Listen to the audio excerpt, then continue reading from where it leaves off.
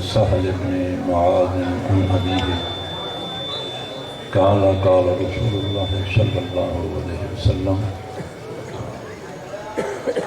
من قرأ القرآن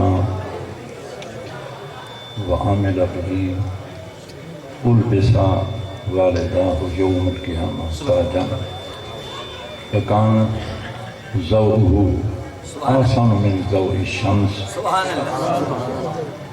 في بيوت الدنيا او كما قال النبی صلی اللہ علیہ وسلم۔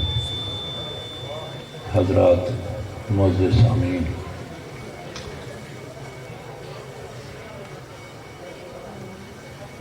اور سٹیج پر بیٹھے ہوئے علماء، فضلاء، قابل صدر احترام میرے عزیز انتہائی قابل احترام سید فیض بادشاہ صاحب زید مجدہ، مجھے خوشی ہو رہی ہے، یقین فرمائیں کہ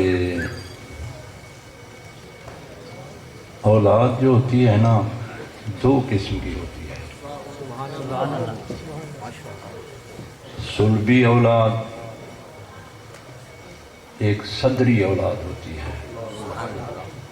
صلب پیٹھ کو کہا جاتا ہے، یہ کنڈ کو کہا جاتا ہے، اور صدر سینے کو کہا جاتا ہے، اور ایمان جو ہے وہ سینے میں ہے، نور ایمان سینے میں ہے۔ صلبی اولاد آپ کی وہی ہے جو آپ کے صلب سے پیدا ہوئی، آپ کے بیٹے ہیں، آپ کی اولاد ہے، ان کی اولاد کی اولاد ہے۔ انسان، اور یہاں یہ عرض کرتا چلوں، آپ جانتے ہیں پیٹھ افضل ہے یا سینہ افضل ہے؟ پیٹھ افضل ہے یا سینہ افضل ہے؟ سینہ افضل ہے۔ کیوں؟ سینے کے اندر ایمان بھی ہے اور روحانیت کا نور بھی ہے، اور وہ نور بھی ہے جو نبی کریم صلی اللہ علیہ وسلم کا کلمہ پڑھنے سے ہم کو حاصل ہوا ہے۔ قرآن کا نور بھی سینے میں ہے۔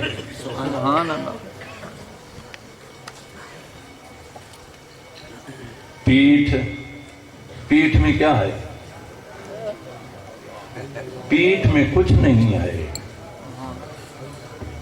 لیکن وہ اولاد بھی خوش نصیب ہے پیٹھ والی جب وہ صدری اولاد بھی بن جاتی ہے۔ وہ صدری اولاد کس کو کہا جاتا ہے؟ جو شاگرد ہے۔ حضور سید فیض بادشاہ صاحب کی خاندان کے ساتھ میرا تعلق الحمدللہ بچپن سے ہے۔ سید دین محمد شاہ صاحب کے والد صاحب رحمت اللہ علیہ، اور ان کے خاندان کا الحمدللہ، پھر ان کا جو بھائی تھے سید منیر احمد شاہ صاحب، وہ میرے کلاس فیلو، میرے ساتھی، ہم عرصہ دراز تک ابتدائی کتابوں سے لے کر انتہا تک اکٹھے پڑھتے رہے ہیں، اور ان کی اور میری کوئی امتیاز نہیں ہوتا تھا، بلکہ شاہ صاحب کی وجہ سے مجھے بھی لوگ سید کہتے تھے، اور بعض دفعہ غلط فہم، جو جانتے تھے، اور میں ان کو پھر کہتا بھائی شاہ صاحب میرے ساتھی ہیں، میں سید نہیں ہوں، میں سیدوں کا غلام ہوں، اور وہ ہمارے ساتھی تھے۔ سید دین محمد شاہ صاحب کی دیکھیں نا، صلبی اولاد سید فیض بادشاہ صاحب ہیں، سید منیر احمد شاہ صاحب تھے، ان کے بیٹے، ان کی اولاد سید نذیر شاہ صاحب، یہ سارے حضرات الحمدللہ ہمارا ان سے تعلق رہا ہے۔ یہ ایک صالحین کی خاندان تھا، اور رہا صدری اولاد، سید فیض بادشاہ میری صدری اولاد ہے، سبحان اللہ، اور مجھ جیسا نکما حضور غزالی زماں کی صدری اولاد ہے۔ سبحان اللہ، سبحان اللہ، ہم حضور کی صدری اولاد ہیں۔ صدری اولاد جو ہوتی ہے نا، اس کا مقام پشت والی صلبی اولاد سے زیادہ ہوتا ہے۔ سبحان اللہ، اور آپ یقین فرمائیں، مجھے بہت خوشی ہوتی ہے کہ جب اولاد جتنا عروج پر جاتی ہے، جتنا اس کو بلندیاں ملتی ہیں، جی ماں باپ کا دل خوش ہوتا ہے یا نہیں؟ اب دیکھیں جن کے بچے قرآن کے حافظ ہو گئے، اس کے ماں باپ کتنا خوش ہو رہے ہوں گے، ان کی خوشی کی حد نہیں ہوگی۔ اور کیونکہ آج ان کو قرآن کی سند ملنے والی ہے، قرآن کی وجہ سے آج ان کے سر پہ تاج سجے گا۔ سبحان اللہ، یہاں دنیا میں تو جو عزت ملے گی، اور جو حدیث پڑھی ہے میں نے، اس کا وہ ہے جو قیامت میں والدین کو اس کی عزت ملے گی، سبحان اللہ، وہ ایک وکھرا مقام ہوگا۔ الحمدللہ سید فیض بادشاہ صاحب، اللہ ان کی عمرہ میں برکت آمین، علاقے والے ہو، تمہیں پتہ نہیں ہے، عالم کی وہ قدر نہیں ہے۔ شاہ صاحب بہت بلند مقام کے مالک ہیں، بے شک، اور یہ تم بڑے خوش نصیب ہو ٹھٹھے والوں۔ انسان زندگی میں قدر نہیں کرتا، قدر بعد میں ہوتی ہے۔ دیکھیں جن کے ابھی نعرے لگ رہے تھے، کیا ہے، ایک ہی شخص پورے پاکستان کو تبدیل کر دیا ہے یا نہیں؟ بے شک، پورے انسان کو تبدیل کر کے رکھ دیا۔ ہمارے چھوٹے چھوٹے بچے، معصوم بچے، جوان بچے، بوڑھے، کیا جذبہ بھر دیا ہے۔ یہ اس شخص کا خلوص تھا۔ میں ہمیشہ یہی کہتا ہوں، حضرت بھی ہمیشہ یہی کہتے رہے ہیں، ہمارا تعلق رسول اللہ سے ہے، بس یہ ذہن نشین رکھ لو، سبحان اللہ، جی یہ ذہن نشین رکھ لو، اگر تمہاری قیمت بارگاہ مصطفیٰ میں لگ گئی نا، یقین فرمائیں پھر تمہاری قیمت کوئی ادا نہیں کر سکتا۔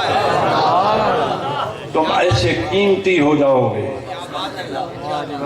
ایسے قیمتی ہو جاؤ گے۔ سبحان اللہ، ایک ہی شخص، ٹانگیں ساتھ نہیں ہیں، مگر دل میں جو کیا ہے دوستو، کیا بات، جگر ہے، دل ہے، اس میں محبت رسول اتنی بھری ہوئی ہے، نہ وقت سے سمجھوتا کرتے ہیں، نہ حکمرانوں کے سامنے جھکتے ہیں، نہ ڈالروں کے سامنے بکتے ہیں۔ سبحان اللہ، تاجدار ختم نبوت، تاجدار ختم نبوت، لبیک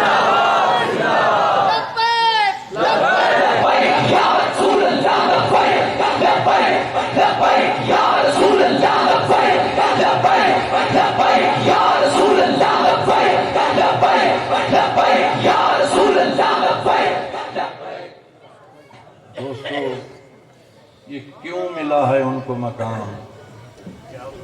جی کسی سے سمجھوتا نہیں کیا، بس فیصلہ ہے، فیصلہ ہے، جب ہم حضور کے ہو گئے پھر ہم کسی کے نہیں، پھر کسی کے نہیں۔ سبحان اللہ، جب بکے نہ تھے کوئی پوچھتا نہ تھا، تو نے خرید کر انمول کر دیا۔ سبحان اللہ، کیا بات ہے، کیا بات، ایسے بکو، ایسے بکو، وقت سے سمجھوتا نہیں، کسی فرعون سے سمجھوتا نہیں۔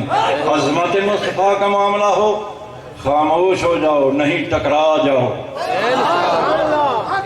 یقین فرمائیں اگر پہاڑ بھی ہوگا وہ بھی ریزے ریزے ہوگا۔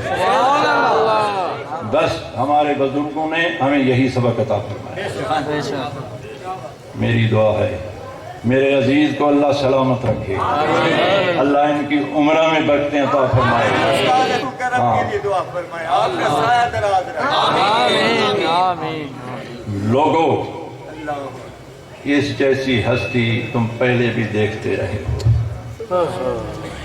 علاقہ دیکھتا رہا ہے۔ اس جیسی ہستی کسی نصیب والے کو ملتی ہے، تم نصیب والے ہو۔ اور جب بھی نماز پڑھو، تہجد پڑھو، قرآن کا والناس کرو، تو جیسے اپنے بچوں کے لیے دعا کرتے ہو، سید فیض عباد شاہ صاحب کی حیاتی کے لیے، آپ کے بچوں کے لیے دعا کیا کرو۔ سبحان اللہ سبحان اللہ انشاءاللہ ہاں، اطال اللہ عمرک۔ اور یہ بھی عرض کر دوں، یہ نہ سوچنا آپ اس کے متعلق، شاہ صاحب کے متعلق دعا کر رہے ہو۔ حدیث ہے، حدیث یہ ہے، کسی مقدس ہستی کے بارے میں جب دعا کرتے ہو نا، اللہ کے فرشتے آسمان سے نازل ہو کر تمہارے دائیں بائیں کھڑے ہوتے ہیں، تم اس کے حق میں دعا کر رہے ہو تو وہ فرشتے کیا کہتے ہیں؟ مثلو کا کذالک، اسی جیسی دعا آپ کے لیے بھی ہے۔ سبحان اللہ سبحان اللہ آپ دعا کرتے ہو کسی مقدس ہستی کے لیے، اور فرشتے دعا کرتے ہیں اس کی وجہ سے تمہاری آل و اولاد کے۔ سبحان اللہ دوستو، اللہ ان کو سلامت رکھے، میرے نبی کے سب غلام سلامت رہے، حضور کے سب خادم سلامت رہے، یہ لبیک لبیک کا نعرہ لگانے والے سلامت رہے۔ ایک حدیث پڑھی ہے اور مختصر تھا، اس پر میں تھوڑی سی روشنی ڈالتا ہوں۔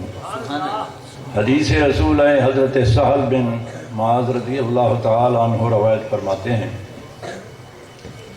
کہ رسول اللہ صلی اللہ علیہ وسلم نے فرمایا، جس بچے نے، جس خوش نصیب باپ کے بیٹے نے قرآن پڑھا، من کرا، جس نے قرآن پڑھا وہ عاملہ، اس پر عمل کیا، اس کا اجر کیا ملے گا؟ فرمایا البسا والداہ یوم القیامہ تاجن،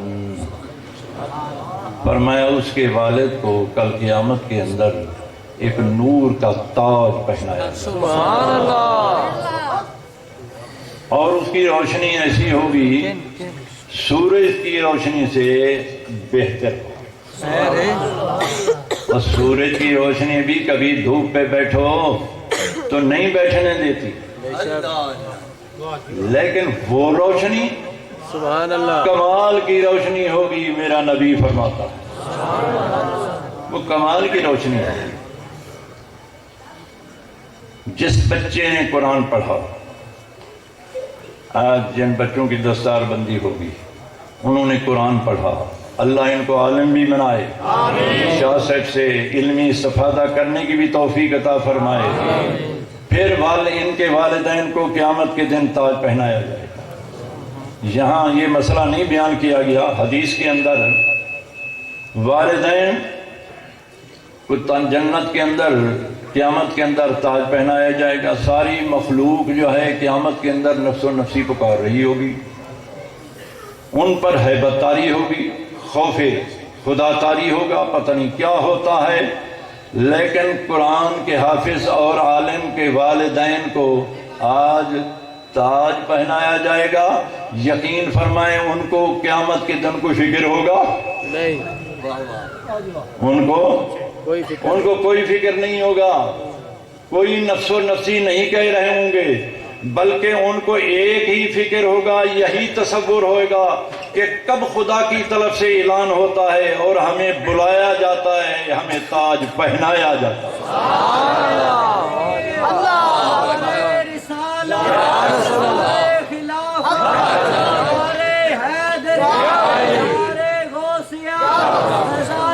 حضور غزالی زمان سب نبیان سب نبیان سب نبیان سب نبیان، ساری دنیا فکر میں، اور اس کی فکر اور ہوگی اس کو یہ خیال ہوگا، یہ تصور ہوگا، یہ فکر ہوگا، وہ لمحات کب آتے ہیں؟ جب مجھے بلایا جائے گا، جب مجھے بلایا جائے گا۔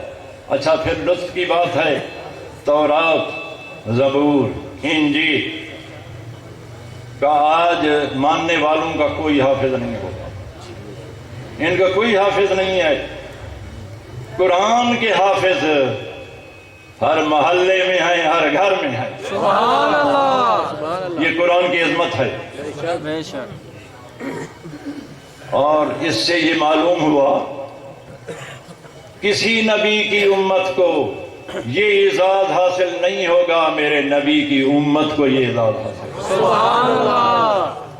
پھر جس کے والدین کو تاج پہنایا جائے گا، میں ایک مسئلہ پوچھتا ہوں، کیا وہ جہنمی ہوں گے؟ وہ جہنمی ہوں گے؟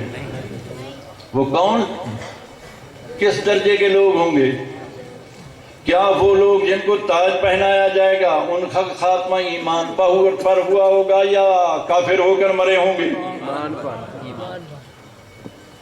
اسی لیے علماء نے فرمایا یہ اعزاز ان والدین کو حاصل ہوگا جن کا بچہ قرآن کا عالم ہوا، قرآن کا حافظ ہوگا، اور اگرچہ والدین نے اس کو پڑھایا نہ بھی ہو، بچہ اپنی خوشی سے پڑھا ہو، اپنے شوق سے پڑھا ہو، اور ہو بچہ اس ایسے والد کا، ایسی ماں کا بچہ ہو جس کے اندر والدین کا کوئی دخل بھی نہیں تھا، جن کا دخل ہوگا ان کا تو بہت بلند مقام ہوگا۔ جن والدین نے خود بچوں کو پڑھایا ہوگا، خرچہ کیا ہوگا، اس میں محنت کی ہوگی، ان کا تو بہت بلند مقام ہوگا۔ یہ حدیث کے شارحین لکھتے ہیں ایسا والد بس یہی ایک نسبت ہے کہ اس کے صلب سے، ماں کے پیٹ سے ایسا خوش نصیب بچہ پیدا ہوا،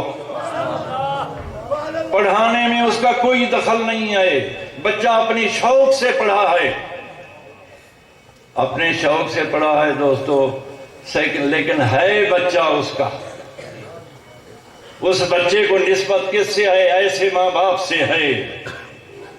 دنیا کہتی ہے نسبت کچھ نہیں کرتی۔ آج دوستو بچے کی نسبت اس ماں باپ سے ہے جس شکم میں وہ بچہ رہا ہے۔ اس بچے نے قرآن کو یاد کیا، قرآن کا عالم بنا، قیامت کے اندر اس کو تاج پہنایا جائے گا۔ اچھا یہاں ایک مسئلہ پوچھتا ہوں، یہ تو حضور کے امتی کا مسئلہ ہے، جس شکم میں میرا نبی رہا ہو،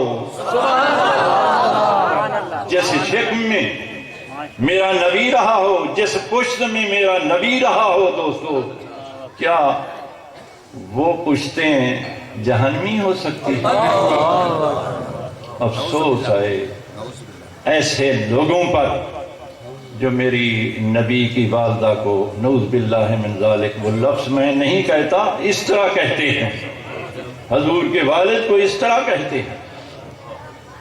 حضور کی والدہ، قربان جائیے، جب حضور کی والدہ کا وصال ہو رہا تھا اور آپ نے فرمایا دنیا بھی بچے چھوڑ کے کر جاتی ہے، الحمدللہ میں جو بچہ چھوڑ کر جا رہی ہوں، اللہ اکبر، اس کی عظمت کو دنیا دیکھے گی، اس کے شان کو دنیا دیکھے گی۔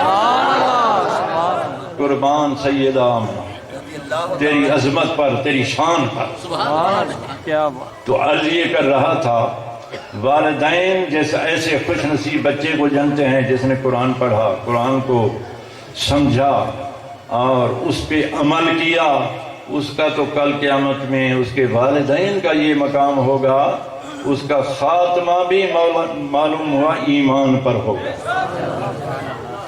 یہ سب سے بڑا اعزاز یہ ہے وہ بچے کے جو والدین ہیں جنہوں نے قرآن حافظ ہوا، عالم بڑھے، انشاءاللہ ان کے والدین کا خاتمہ بھی کس پر ہوگا؟ ایمان پر انشاءاللہ۔ اور تاج ان کو پہنایا جائے گا۔ تاج کن کو پہنائیں گے دوستو؟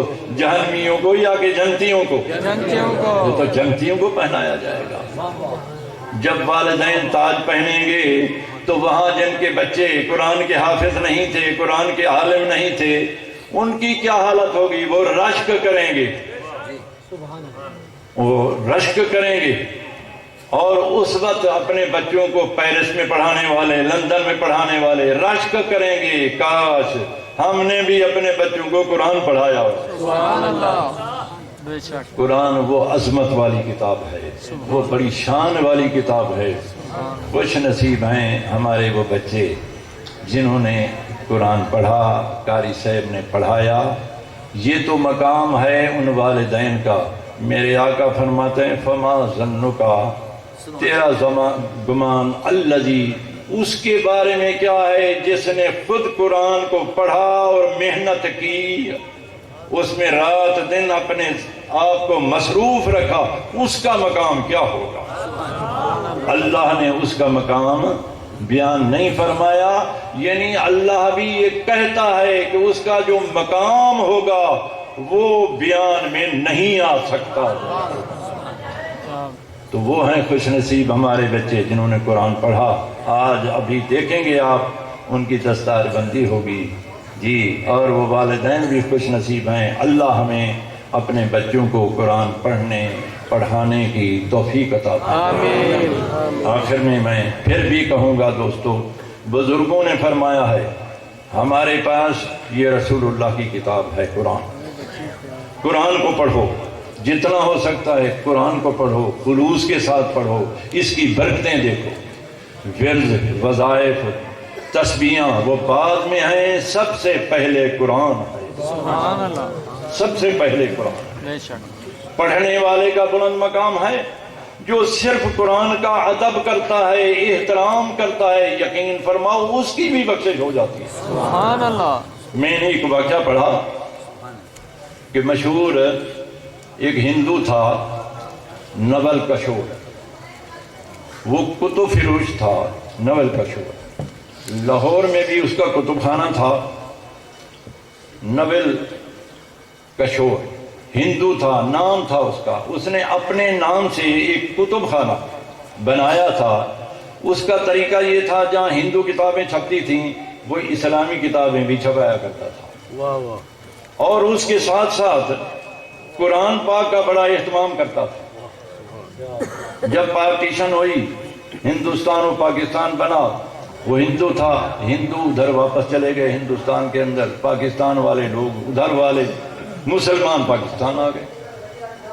وہ نول کشور جو ہندو تھا وہ بھی دلی میں چلا گیا، اس نے اپنا کتب خانہ پھر دلی میں بنا دیا۔ دلی میں جب اس کا کتب خانہ، وہ بھی اسی نام سے تھا، نول کشور۔ نول کشور کی کتابیں آج تک ہمارے پاس ہیں، بڑی صحیح کتابیں ہوتی ہیں، ان کی تصحیح اس نے عالم بٹھائے ہوئے تھے قرآن کو تحقیق کرنے کے لیے، اس کو پڑھنے کے لیے، قرآن کی صحیح الفاظ تحقیق کے لیے بڑے بڑے حافظ قاری بٹھائے ہوئے تھے۔ اور قرآن پاک کا کی جلد بندی ہوتی تھی، اس نے بڑے کمرے بنائے ہوئے تھے اس نول کشور نے، اور اس میں اس کا آرڈر تھا، آپ نہیں جایا کرتا تھا، وہ دروازے پر آ کر کھڑا ہو جاتا تھا، اور وہ یہ سمجھتا تھا میں ہندو ہوں، میں اس بات کے قابل نہیں ہوں کہ ان کمروں کے اندر جاؤں جن کے اندر قرآن کی جلد بندی ہو رہی ہے، جس میں قرآن کو فولڈ کیا جا رہا ہے، اور اس کمرے میں جانے ادب احترام کیا بات، ہندو کرتا تھا، ہندو کرتا تھا۔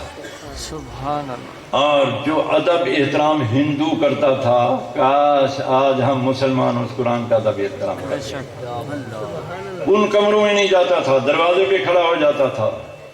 وہاں جو کام کرنے والے تھے ٹوٹل مسلمان تھے، کسی ہندو کو اندر جانے کی اجازت نہیں ہوتی تھی،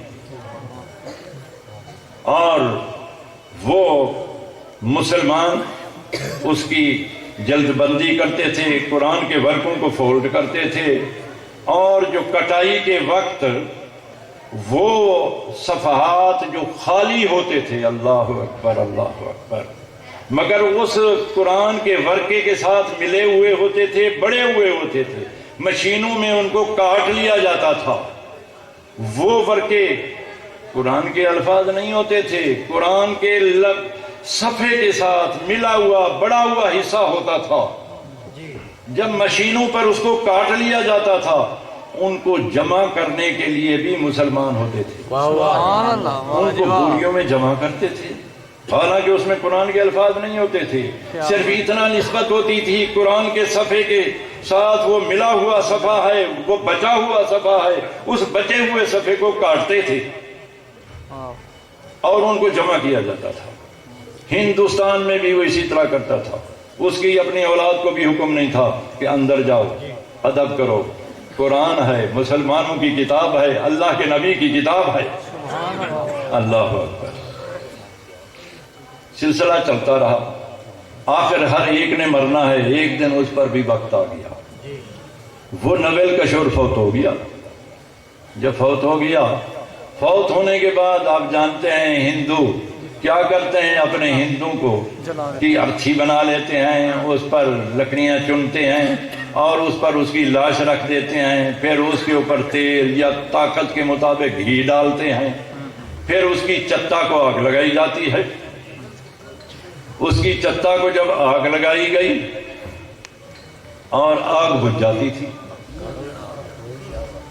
کئی دفعہ آگ لگائی گئی، آگ بجھ گئی، کیا بات، آگ نہیں لگتی۔ یہ افواہ پوری دہلی کے اندر پھیل گئی، نویل کشور کی چتا کو آگ نہیں پکڑ رہی، آگ نہیں پکڑ رہی۔ مخلوق دلی کی جمع ہو گئی، سارے لوگ جمع ہو گئے، تماشبین جمع ہو گئے، دیکھیں تو صحیح، آگ نہیں لگ رہی، آگ کسی کو نہیں چھوڑتی، آگ کا رشتہ کسی کے ساتھ نہیں ہے۔ اللہ اکبر۔ آگ نہیں لگتی اور اس کے اوپر گھی ڈالا گیا، پھر آگ لگائی گئی، آگ نہیں لگتی۔ دلی کے اندر ایک مسجد ہے، جامع مسجد ہے، اس کا امام آج تک جو بھی وہاں نماز پڑھاتا ہے اس کو امام بخاری کہتے ہیں، امام بخاری کہا جاتا ہے۔ اس کو بھی یہ آواز پہنچی، وہ بھی منظر دیکھنے کے لیے آ گیا، آگ لگائی جا رہی ہے، لیکن آگ ارد گرد لکڑیاں چن دی گئیں، وہ ان کو آگ لگ جاتی تھی، وہ جل جایا کرتی تھیں، لیکن جس پہ چتا پہ اس کی لاش لگی ہوئی تھی دوستو، چنی ہوئی تھی، کپڑے کو بھی آگ نہیں لگی۔ سبحان اللہ، یہ سلسلہ، لکڑیں آسے پاسے کی جل جاتی، چتا کو آگ نہیں لگتی۔ جو امام بخاری تھا اس نے بلند آواز سے کہا، او لوگو یہ تمہارا نہیں ہے، یہ ہمارا ہے۔